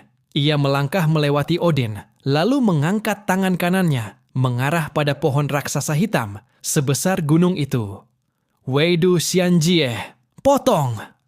Dari bagian tengah batangnya, sebuah retakan muncul tanpa suara di dalam ruang. Tujuan serangan itu bukan pohon itu sendiri, melainkan mengeluarkan dimensi tempat pohon itu berada, menyebabkan runtuhnya ruang secara lokal, dan menghancurkan semua yang ditopang olehnya. Maka, hanya dengan satu serangan, pohon raksasa itu langsung tumbang ke samping dengan suara boom. Kekuatan menyeramkan ini membuat Gu Cheng, Daolan, dan yang lainnya terperanjat luar biasa. Zhang Yi malas menjelaskan apapun. Daya serang Weidu Xianjie bahkan cukup untuk melukai Zheng Lo. Setelah pohon raksasa itu tumbang, seluruh pohon hitam di sekeliling tiba-tiba berhenti menyerang, lalu perlahan mundur ke dalam kabut hitam. Odin dan yang lainnya, yang tadinya ingin bertarung habis-habisan, kini hanya bisa berdiri dengan senjata di tangan dan wajah yang canggung. Ini baru bagian luar hutan hari gelap. Simpan sedikit tenaga untuk nanti. Zhang Yi berkata tenang kepada mereka. Sejak tindakan dimulai, ini adalah kedua kalinya Zhang Yi bertarung di depan semua orang. Namun kali ini, kekuatan serangannya jauh lebih besar daripada saat melawan Odin. Odin memandang Zhang Yi dengan terkejut. Akhirnya sadar seberapa besar kekuatan yang Zhang Yi tahan saat melawannya kemarin. Amarah yang ia simpan pun perlahan menghilang. Bahkan Gu Cheng dan Daolan, yang awalnya mengira mereka datang untuk melindungi manusia bumi yang lemah, kini mulai mengubah pendapat. Zhang Yi berjalan mendekati Profesor Da Vinci dan mengangkat tangan memberi isyarat agar semua orang berhenti. Ada temuan apa? Menarik sekali.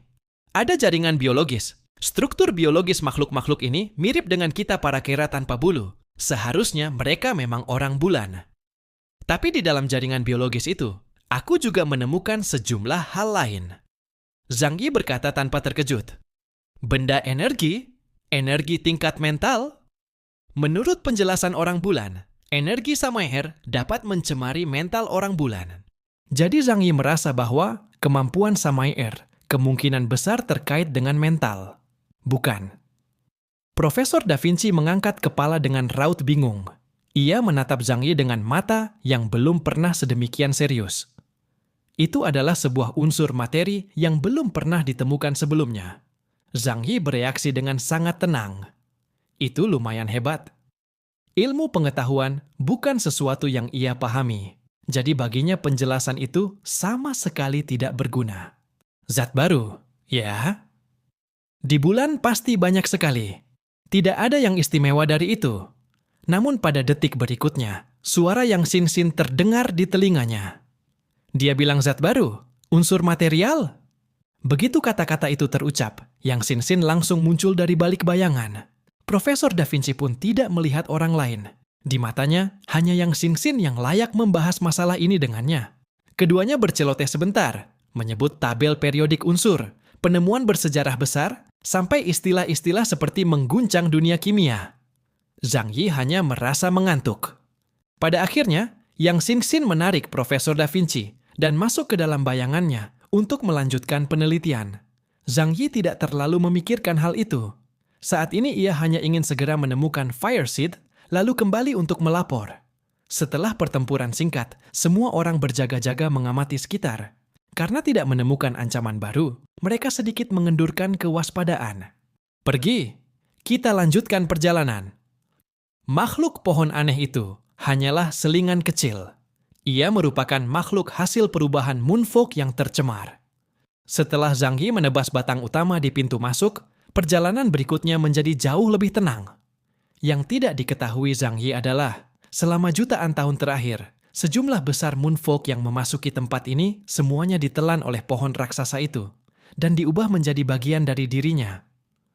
Semua orang tetap mempertahankan formasi dengan hati-hati mencari semua kemungkinan jejak yang ditinggalkan oleh Feng Gu.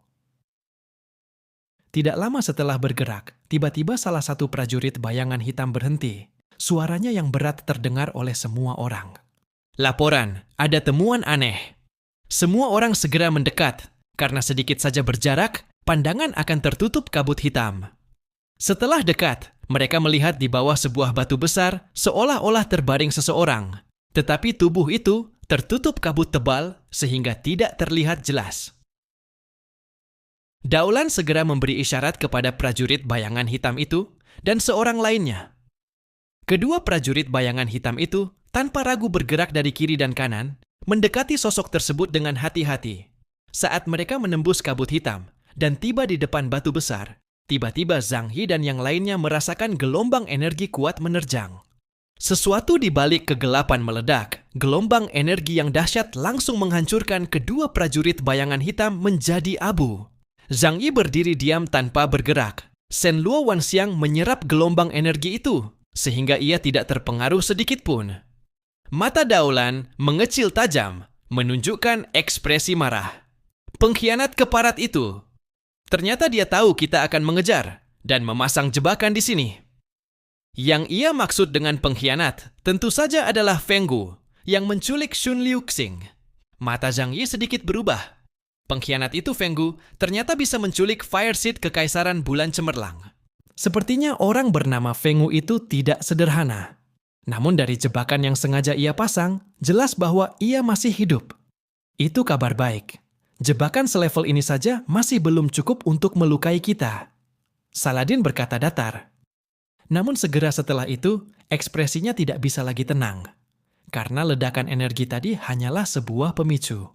Setelah ledakan itu terjadi, seperti domino yang roboh, Di balik tubuh yang menyamar sebagai mayat humanoid itu, sebuah bukit kecil runtuh. Boom! Suara gemuruh dahsyat terdengar dari kejauhan. Seorang ksatria kuil melangkah maju dan menghembuskan badai tajam dari mulutnya, menyapu bersih kabut di hadapan mereka. Akhirnya segalanya tampak jelas. Namun saat melihat pemandangan itu, semua wajah langsung berubah. Karena di dalam kabut hitam tanpa batas itu, sejauh mata memandang, berdirilah puncak-puncak gunung hitam yang menjulang. Dan dari dalam kegelapan tak berujung itu, bergulungan turun. Tumpukan demi tumpukan tengkorak besar berwarna abu-abu pucat yang bengis dan mengerikan. Fengu, bajingan itu. Daolan memaki dengan marah. Tidak menyangka Fengu meninggalkan masalah sebesar ini bagi mereka. Tulang belulang yang tak ada habisnya mengalir turun dari gunung-gunung raksasa itu. Jumlah mayat yang menumpuk sungguh menakutkan. Inilah sisa jasad Moonfolk yang selama puluhan miliar tahun tersesat atau dibuang ke hutan matahari gelap. Tidak ada yang tahu apa keanehan tulang belulang itu. Reaksi pertama mereka adalah mundur. Beberapa prajurit Moonfolk yang berani maju menghampiri, senjata mereka memancarkan berkas energi, menghantam beberapa tengkorak raksasa. Tengkorak itu sudah sangat berbeda dari tengkorak manusia, terdistorsi sehingga hanya samar terlihat 5 inderanya. Jika tidak diperhatikan, orang mungkin mengira itu hanyalah batu putih raksasa. Boom! Beberapa kepala langsung hancur, dan dari dalamnya melayang keluar asap hitam pekat. Asap itu menyentuh para prajurit Moonfolk. Dalam sekejap, baju tempur mereka membusuk dan berubah menjadi abu. Tubuh mereka yang terkena asap itu mulai berubah menjadi hitam. Mereka mati-matian mengaktifkan energi bawaan untuk melawan kekuatan gelap itu. Namun anehnya, tidak ada rasa sakit sedikit pun. Sebaliknya, tubuh terasa ringan, seolah diliputi kenikmatan yang luar biasa. Mereka berdiri terpaku. Tak seorang pun tahu apa yang sedang terjadi pada diri mereka. Setelah beberapa saat, mereka berbalik memandang yang lain. Dari kedua mata mereka, sudah menyala cahaya merah gila. Jadi ini rupanya polusi mental. Ternyata begitu menyenangkan. Hahaha. Kalian juga bergabunglah dengan kami. Para prajurit Moonfolk yang tubuhnya sepenuhnya berubah hitam menyeringai dan menyerbu tanpa rasa takut. Daolan mengayunkan pedangnya. Api membakar mereka hingga habis. Namun lautan putih dari tulang belulang itu sudah semakin dekat. Jangan sentuh tengkorak itu. Di dalamnya ada zat yang dapat mencemari siapapun. Cepat tinggalkan tempat ini. Dengan contoh 4 prajurit Moonfolk yang berubah, semua orang yang tadinya ingin menyerang, langsung tak berani bertindak. Mereka berlari mundur dengan cepat. Sementara itu, di dalam bayangan, Profesor Da Vinci dan Yang Xinxin memulai penelitian terhadap zat khusus itu. Yang Xinxin memanggil Lu Keran. Keran, ini adalah bidang keahlianmu. Lihatlah ini, sebenarnya benda apa ini? Dalam hal material, Lu Keran adalah pakarnya. Yang Xinxin tidak ingin membuang waktu. Lu Keran mendekat. Menghadapi serpihan pohon hitam aneh yang telah dipotong, ia meletakkan kedua tangannya di atasnya. Transformasi nihil. Semua unsur material akan tersingkap di bawah kemampuannya dan dapat diperbanyak dengan sempurna. Namun kali ini, setelah ia merasakan struktur materi itu, ia tertegun dan tidak bisa berkata-kata. Benda ini sama sekali tidak berasal dari dunia ini. Lu Keran mendekat. Menghadapi serpihan pohon hitam aneh yang telah dipotong, ia meletakkan kedua tangannya di atasnya. Transformasi nihil. Semua unsur material akan tersingkap di bawah kemampuannya dan dapat diperbanyak dengan sempurna. Namun kali ini, setelah ia merasakan struktur materi itu, ia tertegun dan tidak bisa berkata-kata. Benda ini sama sekali tidak berasal dari dunia ini. Begitu ucapan Lu Keran keluar, wajah Profesor Da Vinci dan Yang Xinxin sama-sama menunjukkan ekspresi bingung sekaligus terkejut. Keran, apa maksudmu dengan perkataan itu? Yang Xinxin menatap Lu Keran dan bertanya, materi yang tidak ada di dunia ini, bagimu itu benar-benar ada? Segala materi di dunia ini selalu mengikuti aturan dalam tabel periodik unsur, tersusun dari partikel paling kecil yang terbentuk sesuai pola tertentu. Bahkan materi baru hasil sintesis buatan juga tidak akan lepas dari pola tersebut. Contohnya, Lukeren. Setelah ia mampu mengubah struktur mikroskopis, ia bahkan dapat mengubah molekul udara menjadi emas. Lukeren menarik napas dalam-dalam. Ia menatap potongan ranting hitam itu. Gelombang emosi bergejolak dalam matanya, berguncang hebat. Pandangan dunianya hancur total oleh sepotong ranting ini. Aku bisa mengubah struktur materi, tetapi hanya sebatas mengubah struktur. Materi tetap harus tersusun dari quark, partikel dasar paling kecil. Aku hanya memecah dan menyusunnya kembali, tetapi tidak bisa mengubah hakikatnya. Itu sama seperti membentuk plastisin menjadi berbagai bentuk saja. Tapi benda ini, Tawamur Destiuramaram. Ia mengulurkan tangan, menunjuk ranting hitam di hadapannya. Benda ini bahkan tidak memiliki partikel dasar dunia ini. Bagaimana aku harus membongkar dan menyusunnya kembali? Profesor Da Vinci dan Yang Xinxin sangat terkejut. Bahkan mereka yang cerdas dan tenang pun sulit membayangkan bahwa di bulan, mereka menemukan jenis materi seperti ini. Materi yang tidak ada di dunia materi. Bentuknya seperti apa? Profesor Da Vinci mengejar pertanyaan. Seperti segumpal kabut samar. Sama sekali tidak ada partikel paling kecil. Itu tidak mungkin, Profesor Da Vinci langsung berkata. Bahkan kabut samar pun seharusnya memiliki partikel dasar. Apakah ia merupakan satu kesatuan utuh? Lukeren menggeleng. Sulit menjelaskan kepadamu. Itu seperti kehampaan, tidak ada apapun. Atau mungkin ia hanyalah semacam bayangan radiasi energi. Aku bisa melihatnya, merasakan keberadaannya, tetapi tidak bisa membongkarnya. Dunia mikroskopis masih sangat jauh dari pemahaman manusia. Menggunakan logika biasa untuk menjelaskannya hanya akan sia-sia. Profesor Da Vinci, Yang Xinxin, dan Lukeren saling berpandangan. Namun pada saat yang sama mereka justru bersemangat, mata mereka berkilat-kilat.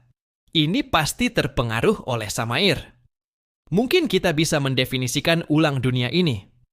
Yang Xinxin juga mengernyit tipis dan bergumam. Dunia ini ternyata masih memiliki materi yang tidak tersusun dari partikel mikroskopis. Meski merasa Zhang Yi tidak bisa membantu banyak, Yang Xinxin tetap memberitahu Zhang Yi mengenai hal ini. Saat itu Zhang Yi sedang dikejar di lautan tengkorak. Ia melayang di udara, dilindungi kekuatan Shen Luo Wanyang, sehingga tidak perlu takut terkontaminasi. Ada seorang manusia beratribut angin yang mengangkat badai, meniup pergi banyak tengkorak, dan menahan erosi aliran udara hitam. Mendengar penjelasan Yang Xinxin, Zhang Yi berkata dengan heran, materi yang tidak ada di dunia ini? Dalam benaknya, tiba-tiba melintas kembali perkataan bentuk pemikiran pengelola informasi yang ia temui di Tianyugong. Dunia materi sebenarnya adalah kehampaan, tidak memiliki apapun. Tidak ada planet, tidak ada kehidupan, tidak ada manusia. Segala sesuatu yang terlihat hanyalah ilusi. Keberadaan mereka ibarat kode dalam komputer, terlihat tetapi tidak tersentuh. Zhang Yi terdiam sejenak, lalu berkata, benda yang kalian maksud, mungkinkah itu adalah bentuk manifestasi energi dari dunia materi itu sendiri? Mendengar ucapan Zhang Yi, ekspresi Yang Xinxin berubah drastis, seolah mendapatkan pencerahan mendadak. Manifestasi energi dari dunia materi itu sendiri. Alam semesta pada dasarnya adalah kehampaan, diciptakan oleh energi milik Sang Pencipta, Jia Hewu. Segala materi adalah bentuk interaksi medan kekuatan antar energi. Namun, manusia tidak pernah memikirkan satu hal, yaitu sebelum Jia Hewu menemukan alam semesta ini, ia sendiri sudah ada, dengan energi dan bentuk materialnya sendiri. Bahkan kehampaan pun adalah suatu bentuk keberadaan. Yang Xinxin menyampaikan gagasan Zhang Yi kepada Profesor Da Vinci dan Lukeren. Ketiganya saling bertatapan, lalu memutuskan untuk meluangkan waktu mempelajari hal tersebut. Mungkin raksasa Duluk, Samair, sudah melangkah sangat jauh dalam penelitian tentang hakikat alam semesta ini. Lautan tengkorak mengalir deras, seolah memiliki kehidupan, mengejar Zhang Yi dan yang lainnya. Saat mendekati mereka, banyak tengkorak menyemburkan asap hitam pekat dari celah tulang. Asap hitam itu luar biasa kuat, dan yang paling mengerikan, semua serangan energi asing akan berkurang efektivitasnya ketika mengenainya. Ada yang mencoba meniupnya dengan badai, namun angin yang terbentuk dari energi itu ikut terkontaminasi perlahan ketika bersentuhan dengan asap hitam. Di hati Zhang Yi, sebuah pemahaman mulai terbentuk. Perasaan familiar itu adalah antimateri. Segala hal di dunia materi akan saling menghapus saat bersentuhan dengannya. Odin tanpa pikir panjang melemparkan tombak keabadian. Begitu tombak itu jatuh ke lautan tengkorak, langsung tercipta ledakan dahsyat. Asap hitam pekat menyembur ke langit, menyapu ke arah mereka. Sial, serangan energi tampaknya tidak bisa menyelesaikan masalah ini. Wajah Odin berubah. Gu Cheng, Daulan, dan yang lain memasang wajah serius. Jika hutan matahari gelap sesederhana itu, ia tidak akan menjadi tempat terlarang bagi bangsa bulan. Terhadap energi aneh semacam ini, mereka tidak punya cara lain selain melarikan diri sekuat tenaga. Namun Zhang Yi justru menunjukkan ekspresi berpikir. Ia mengangkat tangan kanannya. Di belakangnya, sebuah lubang hitam raksasa perlahan terbuka. Itu adalah kegelapan mutlak, bahkan lebih pekat daripada asap hitam hutan matahari gelap. Dark Realm, Zhu Liu. Aliran materi hitam pekat dan kental menggulung keluar dari kehampaan di belakangnya, berubah menjadi sungai lengket berwarna hitam, menyapu ke depan. Begitu energi kegelapan itu menyentuh asap hitam, semuanya langsung tertelan habis. Melihat adegan itu, semua orang menatap dengan mata terkejut dan bingung. Mengapa kekuatan kekacauan bisa berpengaruh padanya? Di benak Zhang Yi, ia teringat ucapan Xi Weiyan saat melihatnya dulu. Ia sudah tahu apa penyebabnya. Bentuk energi dosa amarah, Samair, adalah antimateri dari sisi lawan seluruh alam semesta. Tidak, bukan lawan alam semesta. Mungkin itulah materi asli dari alam semesta. Karena segala hal yang terlihat saat ini diciptakan oleh energi Jiahewu. Inilah sebabnya mengapa bangsa bulan, sekalipun kuat, tidak dapat melawan erosi kekuatan ini. Ibarat setetes tinta jatuh ke dalam air bening, semuanya akan berubah hitam. Sudut bibir Zhang Yi terangkat, membentuk senyuman tipis. Tempat ini memang tempat yang tepat untuknya. Tidak perlu melarikan diri. Aku tahu bagaimana menyelesaikan kabut hitam yang merepotkan ini. Zhang Yi berkata kepada semua orang.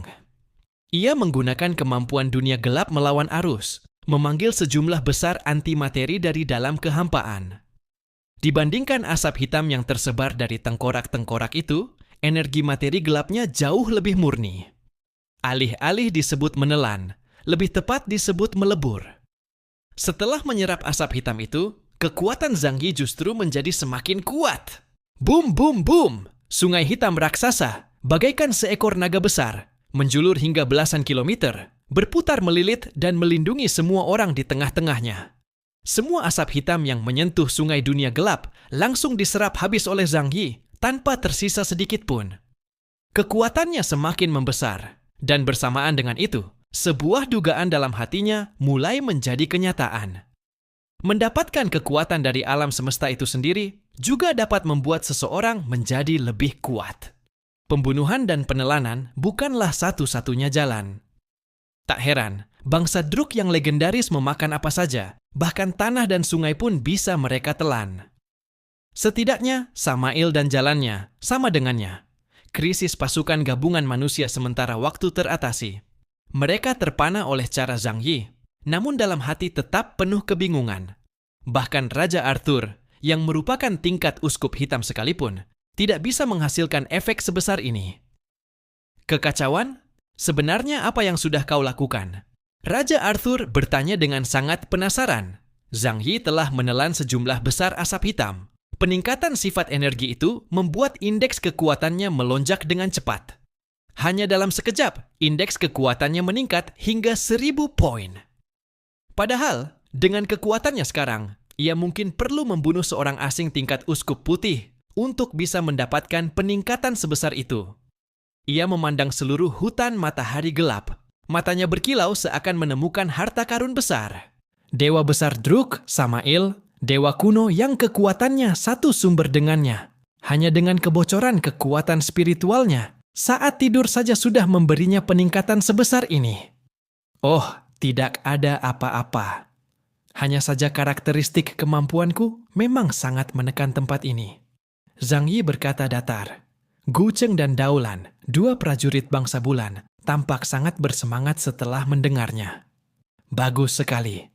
Ternyata keputusan mengikuti Anda ke tempat ini memang benar. Saat memasuki hutan matahari gelap, mereka berdua sebenarnya sudah siap mati, bahkan tidak menaruh banyak harapan pada Zhang Yi dan kelompoknya. Hanya karena keadaan memaksa, mereka tidak punya pilihan selain mencoba. Namun sekarang, kemampuan yang ditunjukkan Zhang Yi memberi mereka secercah harapan baru.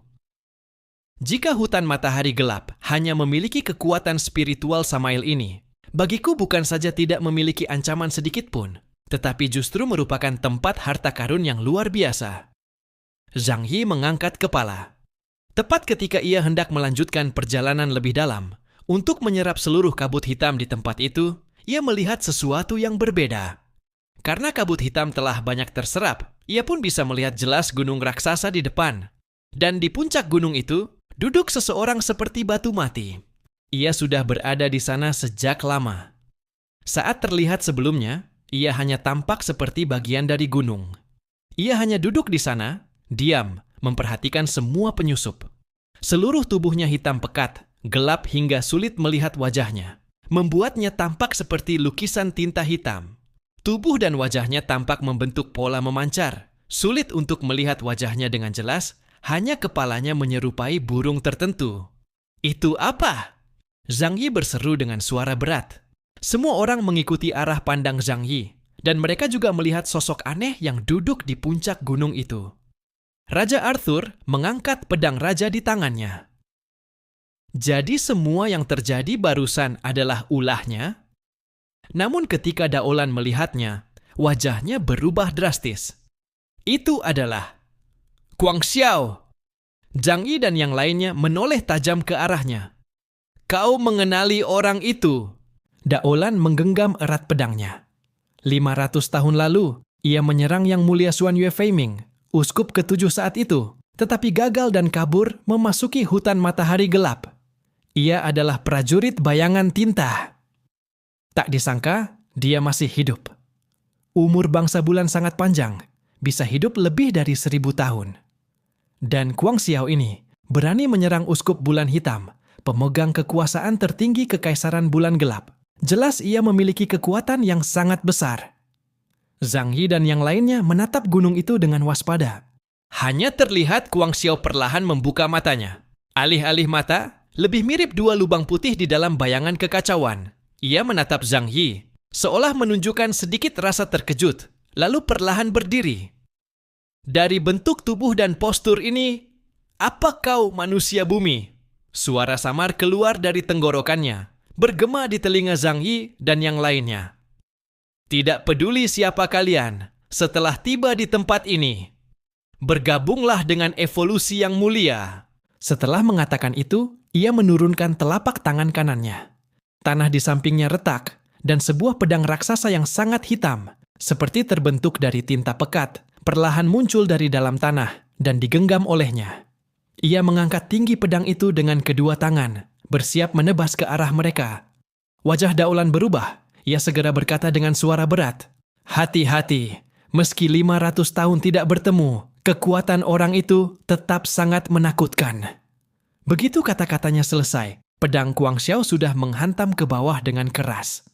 Pemusnahan bayangan gelap. Dari ujung pedangnya, tiba-tiba meledak sejumlah besar zat hitam pekat seperti tinta, menutupi langit bagaikan hujan badai, dan menembak ke arah kerumunan. Beberapa prajurit bangsa bulan mengangkat senjata mereka untuk bertahan. Perisai energi mereka ditembus tanpa belas kasihan, dan tinta itu terciprat ke tubuh mereka. Dalam sekejap, tubuh mereka berubah warna dengan sangat cepat. Bagian yang terkena berubah menjadi 2 dimensi, seperti kertas tipis. Kemampuan ruang. Mampu menekan dimensi. Zhang Yi langsung mengenali kemampuan lawannya. Sebagai pengguna ruang tingkat tertinggi, ia sangat memahami betapa mengerikannya pengguna ruang yang kuat.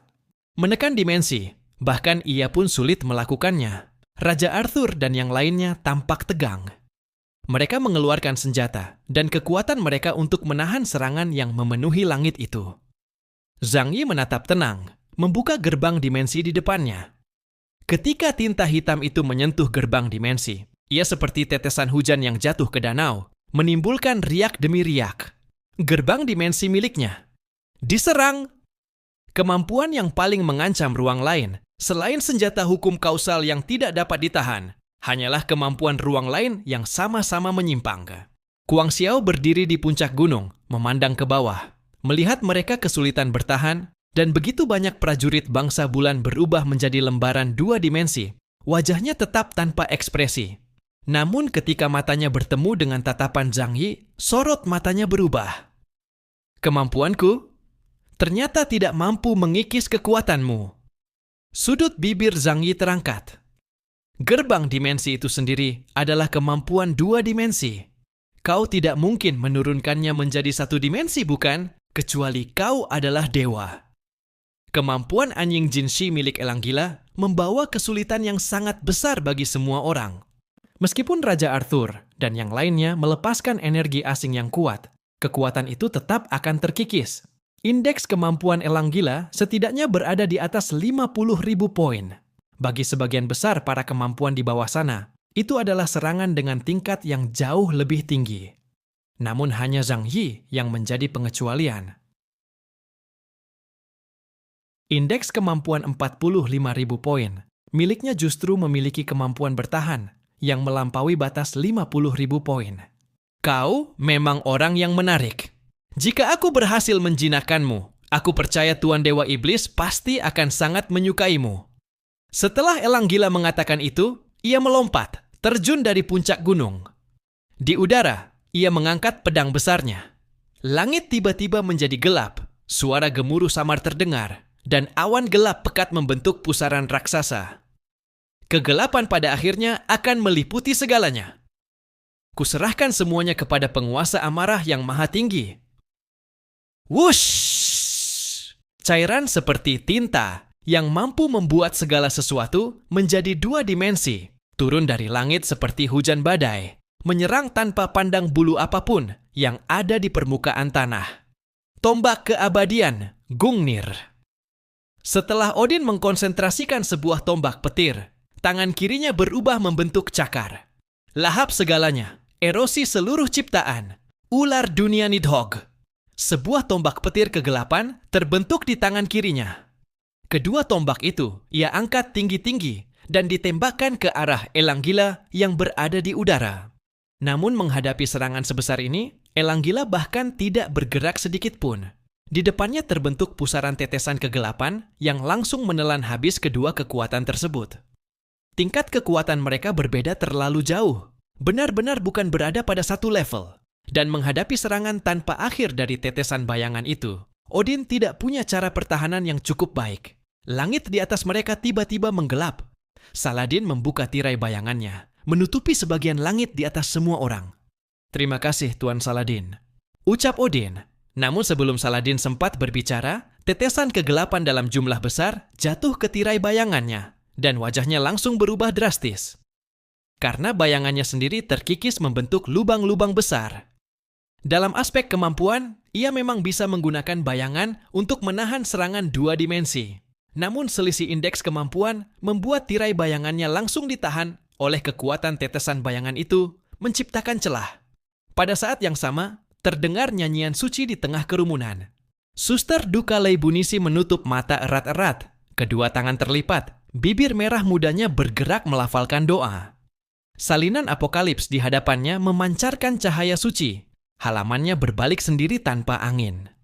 Di belakang sang suster, belasan anggota Ksatria Kuil berubah menjadi paduan suara, melantunkan isi kitab suci.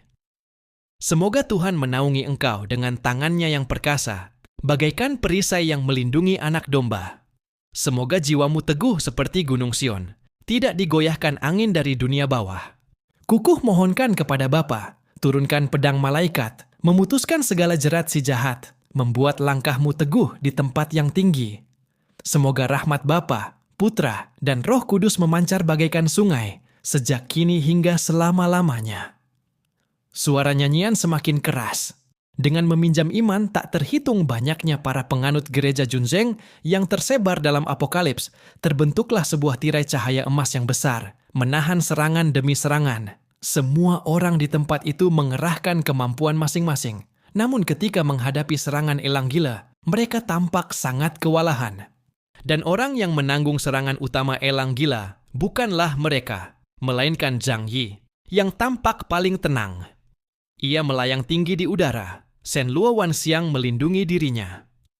Di langit, dalam pusaran kegelapan, tinta hitam turun semakin deras, seolah ingin mengubah semua yang terlihat menjadi noda dua dimensi. Perisai Shen Luo Wanxiang Zhang Yi terbentang, menahan serangan tinta satu demi satu. Permukaan gerbang dimensi beriak, gelombangnya semakin rapat. Namun tetap saja, ia tidak mampu menembus pertahanan Zhang Yi. Pada baju zirah Dewa Pemusnah, tungku intinya kini terpasang sebuah batu energi merah. Ketika tungku membakarnya, energi kuat dan panas mengalir ke seluruh bagian zirah. Aura gelap yang menyelimuti zirah itu menguap, memunculkan ratapan jutaan arwah yang telah dikorbankan oleh Kekaisaran Wulan selama jutaan tahun. Zhang Yi mengangkat jarinya, memotong udara dengan cepat. Pemusnahan senar dimensi, potong. Elang gila belum sempat memahami apa yang terjadi. Tiba-tiba, tubuhnya yang melayang tinggi di langit terbelah menjadi dua dari bagian pinggang. Inilah kemampuan Zhang Yi. Tanpa tanda serangan, tanpa lintasan apapun yang bisa diantisipasi. Selama berada dalam jarak 5 km darinya, ia bisa meluncurkan serangan itu di mana saja. Kecuali terus-menerus mempertahankan kewaspadaan dan perlindungan di tingkat tertinggi. Siapapun bisa terpotong menjadi serpihan kapan saja. Tubuh elang gila terbelah. Raja Arthur dan yang lainnya melihat pemandangan itu, papil mereka menyempit dan mereka mengepalkan tinju secara refleks. Kekacauan? Bagaimana bisa begitu kuat? Apakah pada akhirnya jarak antara aku dan dia semakin jauh? Meski indeks kemampuan Arthur telah mencapai 42.000 poin, hatinya tetap dipenuhi rasa tidak berdaya. Sudah menang? Pada tubuh Dewa Isra, 7 tingkat emas dari 7 harta perlahan meredup satu lapis. Tanpa diketahui orang lain, ia sempat mencoba menggunakan kemampuan untuk berduel dengan elang gila satu kali. Hasilnya, ia langsung terbunuh seketika. Namun melihat Zhang Yi mengalahkan elang gila, ia menghela napas lega. Mata elang gila dipenuhi kebingungan. Dua bagian tubuhnya jatuh ke tanah. Zhang Yi berniat menggunakan gerbang dimensi untuk menangkapnya. Karena ini adalah sumber kemampuan dengan indeks setinggi 50.000 poin. Namun tepat saat itu, Daolan tiba-tiba berteriak, "Awas, dia belum mati!" Tatapan Zhang Yi menegang. Tubuh elang gila sudah sangat dekat dengannya. Di mata kirinya, jarum detik waktu bergerak, memperlihatkan segala hal yang akan terjadi dalam 5 detik ke depan. Ia melihat tubuh elang gila jatuh ke ruang dimensinya, lalu langsung meledak. Berubah menjadi tinta hitam, mengikis ruang asing itu. Zhang Yi, dengan bantuan zirah Dewa Iblis, memang mampu menaikkan kekuatannya ke batas setara elang gila dalam pertempuran. Namun dalam pemahaman terkait ruang serta kemampuan murni, ia tetap jauh di bawah lawannya. Jika saling bertarung langsung dengan kemampuan, ia pasti kalah. Tanpa ragu sedikit pun, Zhang Yi langsung melakukan teleportasi ruang untuk menjauh. Dua potongan tubuh elang gila jatuh ke tanah dan meledak seperti cairan, menyiprat kemana-mana. Tinta itu mengalir di permukaan tanah, menyebar dengan cepat, lalu sebuah tonjolan aneh muncul dari dalamnya, kembali membentuk wujud elang gila.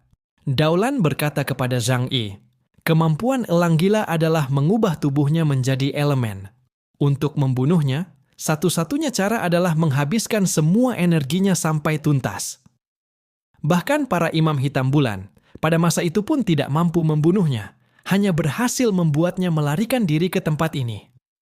Angka-angka dingin melonjak gila di atas kacamata taktis Zhang Yi, sebelum akhirnya berhenti pada satu nilai yang membuat mata siapapun mengeras, 50.000 poin. Zhang Yi menyipitkan matanya. Untuk kedua kalinya, ia berhadapan dengan musuh berlevel ksatria.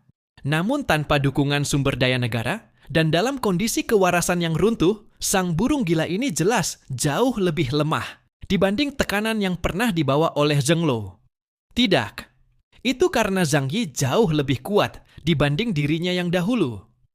Sumber daya yang ia peroleh setelah menaklukkan negara pemburu membuat kekuatannya mengalami lompatan esensial. Ditambah lagi bimbingan Ling, penggunaan kekuatannya pun meningkat pesat. Sekarang, ia mampu melawan sang burung gila. Sang burung gila, makhluk yang seolah merangkak keluar dari kedalaman bayangan, hanya dengan berdiri saja. Kekuatan pembakaran bayangan yang menyelimuti tubuhnya membuat ruang di sekeliling mulai terdistorsi dan terkelupas, seakan sebuah lukisan minyak yang diremas oleh tangan tak kasat mata. Itu bukan sekadar kehancuran, tetapi penghapusan total. Cahaya meredup di sekelilingnya. Suara tertelan. Bahkan partikel dasar penyusun materi kehilangan dimensi di bawah kekuatan aneh itu, ambruk menjadi kepingan-kepingan bayangan dua dimensi yang absolut dan mati.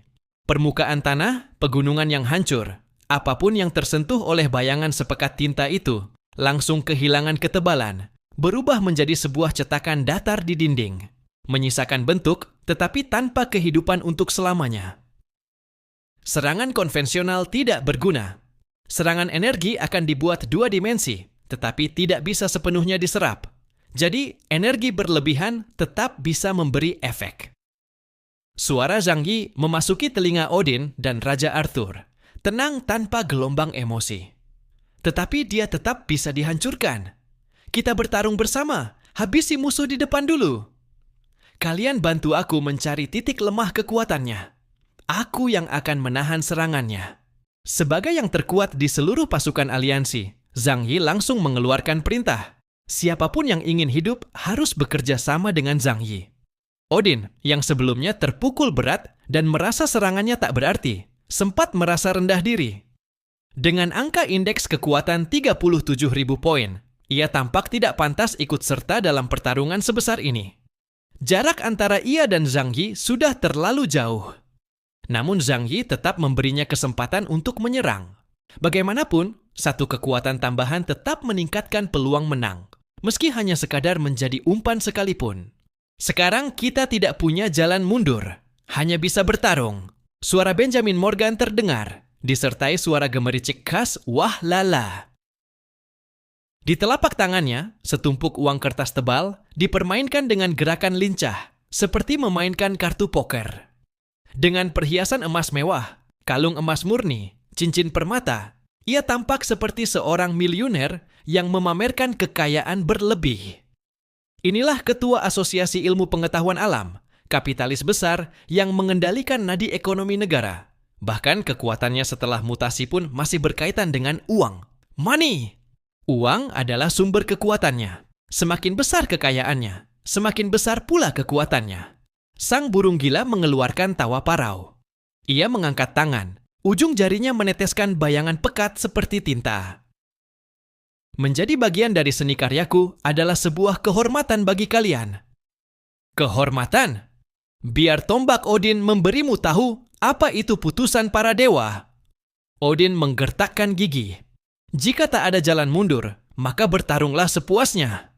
Mata tunggalnya memancarkan kilat. Ia mengaum, kekuatan ilahi meledak dari tubuhnya.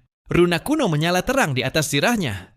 Ia mengangkat Gungnir, tombak keabadian.